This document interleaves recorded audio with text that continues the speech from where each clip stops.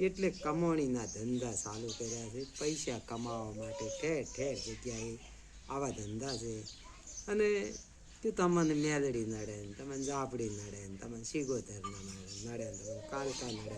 અલા ભાઈ એ કોઈ નડતું નથી. તને તારા કર્મ નડે છે. કર્મ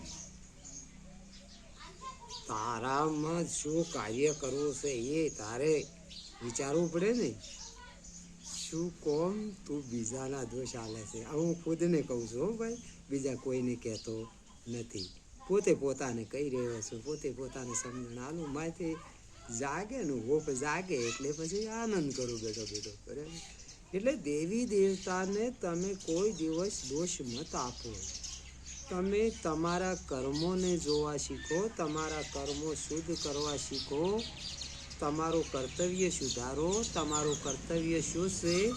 મનુષ્યનું શરીર મળ્યું છે તો મનુષ્યના શરીરે કોઈકને મદદ થાવો. જો કદાચ પરમાત્માએ એવી પ્રેરણા કરી હોય, પૈસો ટકો હોય તો પણ પૈસા ટકાથી મદદ